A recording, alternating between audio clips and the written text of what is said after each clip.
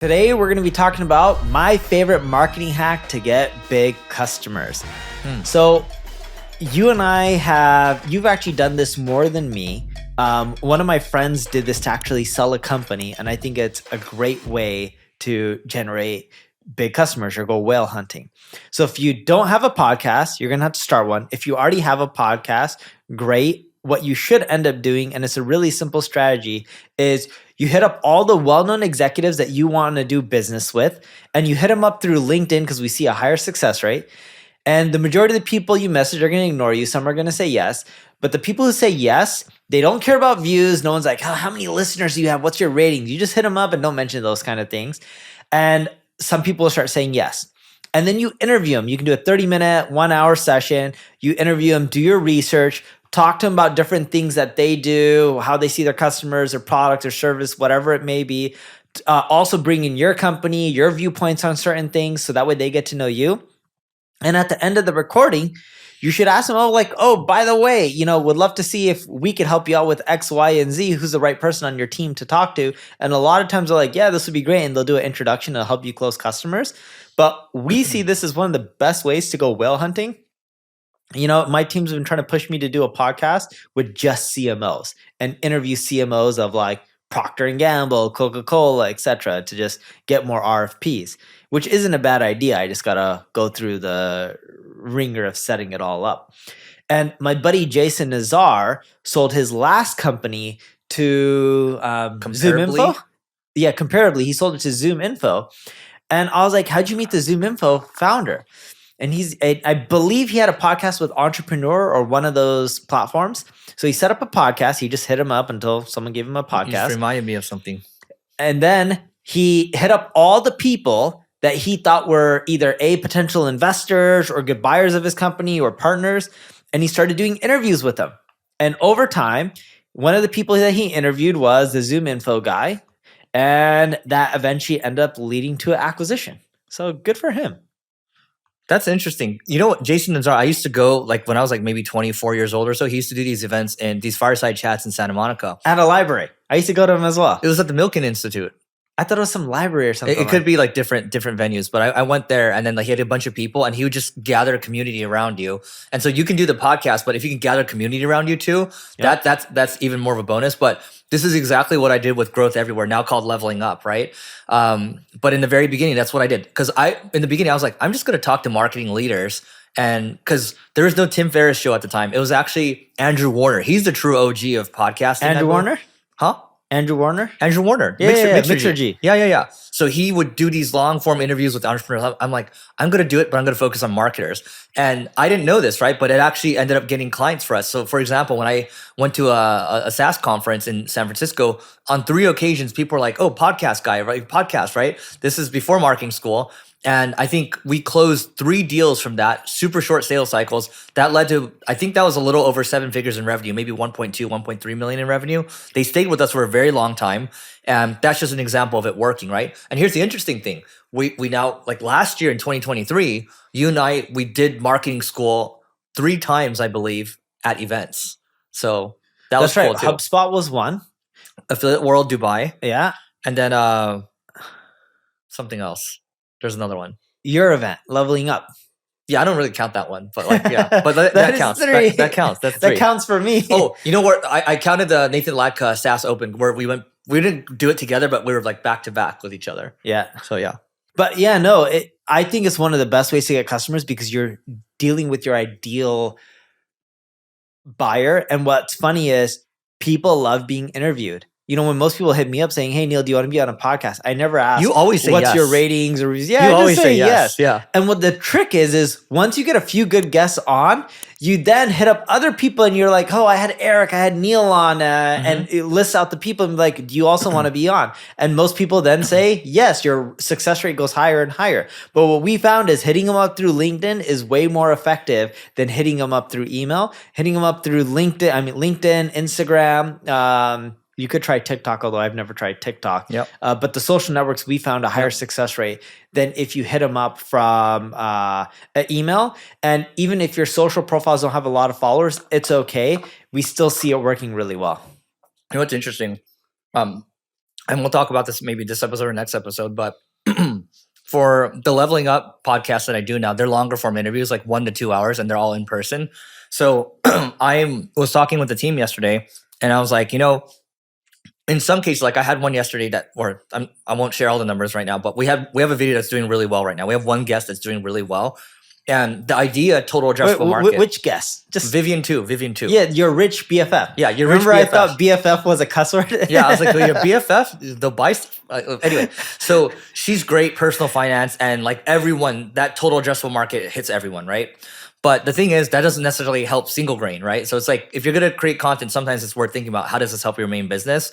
And so to Neil's point, it's like, I would actually oscillate between having high-powered CEOs or entrepreneurs or marketing leaders, and I'll switch to the people that have like a large audience as well. I'll just keep switching like that, right? Because then that'll give a nice balance between me like growing the account more and then also getting people that I want to talk to on the business side. So that's like a nice in-between for me, right? So you can do it how you want to do it. I'm just sharing that's how I do it right now.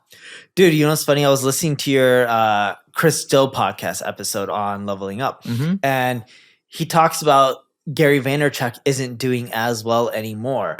But more importantly, in there, he talks about the democratization of social media, which is so true. Because if you look at YouTube, I have over 1 million subscribers. Subscriber count doesn't matter anymore. What a lot of these platforms did was they said, you have 100,000 subscribers or followers or 1 million. Well, we don't give a crap. Yep. What we're going to do now is we're going to judge you based on your content quality.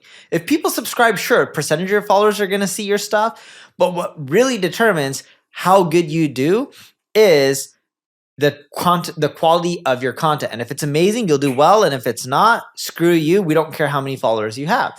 So Chris then ends up making an example on your podcast. I actually baited him into it. Okay. So then he was talking about Gary Vaynerchuk. And do you want to end up giving the example on Gary? So I basically said, look, and we love Gary, right? But I just said, Gary's really not doing that well on YouTube anymore. He's doing well on other channels, but YouTube was like his jam before, right? And then he's like, oh yeah, well that's you did good with that, Eric. And he's like, I'm gonna take that bait, right? And he's like, yeah, Gary V sucks now. He said something like that, right? He's not getting that many more views anymore. And so, and then he went into why. And do you remember what he said? Well, he was talking about the democratization of content, and then he was like, look, whether you're a person making recipes or cooking, I'm paraphrasing here, I don't know the exact example, or you're Susie at home, he's like, is your content really that much better than Susie who's at home and is really putting in all her effort to making amazing content? It could have been years ago, but now all the software and everything has made it easy for people to create amazing videos. So how much better is it in quality, or is it even better in quality? It's merit-based at the end of the day. And like, there's a whole thing I have to say about merit in a second, but it's like, when you think about the TikTokification of social, it's like, for example, the Vivian video on TikTok, 4.7 million views, right? And then she's just like crushing it on my YouTube channel right now. She's crushing everybody else, right? Yep. Also, she has an inflection point right now.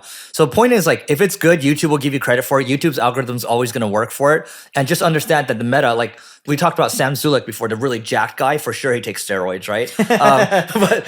But he's got like 3-4 million views, and he's just like a really relatable guy. He's driving like a Toyota Camry or something. Even if he takes steroids, he's still got some views. Yeah. Good for him. And like, he's just talking about working out every day, right? It's like himself, the content is interesting.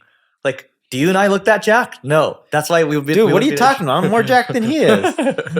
But we're not as jacked as Sam Sulek. That's no, I bet you if you combine both my arms and my legs, his arms are still bigger. And if you combine me too, it still wouldn't work. He is jacked. But his content is interesting. And I was looking at it, I was like, wow, what the heck is he doing to get all the views?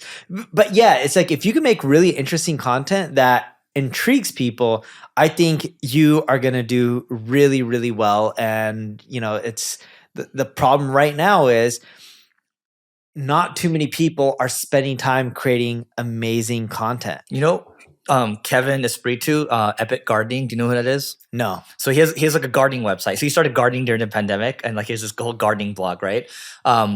He has 3 YouTube channels. 2 have over 100K subs. 1 has over 1 million or so.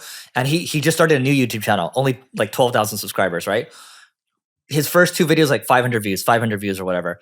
And then he released one's like, why YouTubers are quitting, 150,000 views, right? And he released another one on like the YouTube meta game, right? And here's what he said about the meta game. And he had a picture of Sam Sulek. It's like, YouTube is craving authenticity now, right? And that's why Sam Sulek does so well, right? And then the thing is, what's interesting is the podcasts that I do, they're stories. Yep. They're being authentic. Like this is us. We're kind of sharing our stories too.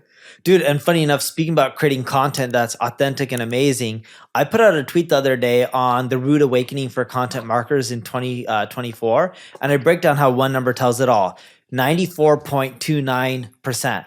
So if you're wondering what that number is, we track over 7 billion keywords on ubersess and Answer the Public. We also track the rankings for these keywords. So who's ranking in the top 10, top 20, top 100. We don't go beyond top 100. And over the last 30 days, 94.29% of the web pages that we track got no organic traffic from Google. Like just imagine that. 94.29%. There's billions of web pages. I don't have the exact number of web pages offhand, but I can get it. Billions of web pages are not getting any traffic. And we're seeing that percentage get worse and worse over time.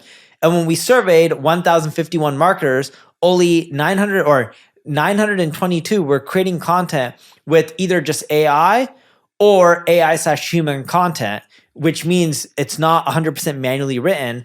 And we see the number of pieces of content that people are creating increase because of AI. It's easier, but there's still only 10 spots on page 1 of Google. And if your content isn't authentic, doesn't have double EAT, which is experience, expertise, authority, trust, if it's not something that's unique and stands out, no one's going to care. You're not going to get the social views. You're not going to get the likes. You're not going to get the comments. You're not going to get the search traffic. You're not going to get the backlinks. The big issue in content marketing, whether you want to create text-based content or even videos, if it's not new and fresh or amazing, no one cares to consume it. Dude, you know what would make your reports 10 times more amazing here is if you show over time the graph, the 94%, if it goes like 95%, 96%, I bet you Elon would retweet that as well. maybe not. I don't know. But like that would be really interesting. 94%, 94.29% is a lot. That's a lot of pages on the web that get no search traffic. That makes me not want to post anything. Yeah, but that's not visitors. It's SEO traffic particularly, right? Yeah. Because some of these sites could get direct traffic or whatnot, Dude, but these are web pages. That's another good example. Like it's the same thing. You know how I talked about how like Instagram Reels, TikTok, and YouTube Shorts is like a slot machine? Yes. It's like you just keep publishing, you don't know what's going to hit, and something just hits, right? So you have to be consistent, but you have to keep leveling up your quality. Yeah, but the second thing is the most important part, because if you just keep pushing and you're saying it's going to be a slot machine, when you have that winning coupon or coin, it won't come up if you only post crap, because the way the algorithms work is they're like, oh, wow, your last 20 videos or posts, no one cared about. So when you post the 21st one, even if it's really amazing, it doesn't hit. So what you have to do is post a lot of amazing stuff, and a lot of that stuff won't hit, but it'll do better than your non-performing stuff. And over time, when you then have that winning coin or coupon or whatever, you'll go viral. And if you look at what Eric's been doing on his YouTube podcast for Leveling Up, and I told him this morning, and I'm not trying to talk trash, I meant it in a kind, productive, good feedback or comment. I told Eric his podcast is getting way better. Right? And that didn't feel like talking crap to me. That what? That didn't feel like talking crap to me. No, I know, but I don't want people to say that I'm saying like your podcast used to be crap, right? I'm saying like the quality has changed. And do you remember what you told me on when I said the quality is way better? Oh yeah, the effort is way better. Exactly. And Eric himself is taking over a lot on the content direction versus having other people help him out or outsource. I'm not saying your team's not helping you, but you're taking the lead on it, and it's made a big difference. If you look at my social posts, I've taken the lead on it, and my social profiles have drastically changed. Even TikTok, I figured out how to get more traffic. YouTube, same. Facebook, still getting crushed there. But the rest of the social networks are doing decent, way better than before. And we'll end on this point. I mean, we've been saying this for the last couple of months. Like, if you want your business to grow, if you want your marketing to grow, you have to be involved. I think both of us, like even with this podcast right now, we're sitting in front of each other. We're recording. We have Brad from recordeditpodcast.com. He's not paying us to say that, by the way. But we actually pay him. Yeah, we pay him, and he's sitting here. But like, at the end of the day, we're putting a lot more effort into this. You can see we changed the format. And there's someone on Twitter, I forgot what his name was, but he's like, man, the format's way better. I used to listen to episodes sporadically, but now I listen to every single episode. So thank you for that. Hey, if you feel that way, leave a review as well. That's gonna help us a lot. It's gonna help us counteract. Sorry for the bad ad load, guys. We fixed that now, and we'll take some 5-star reviews. Goodbye.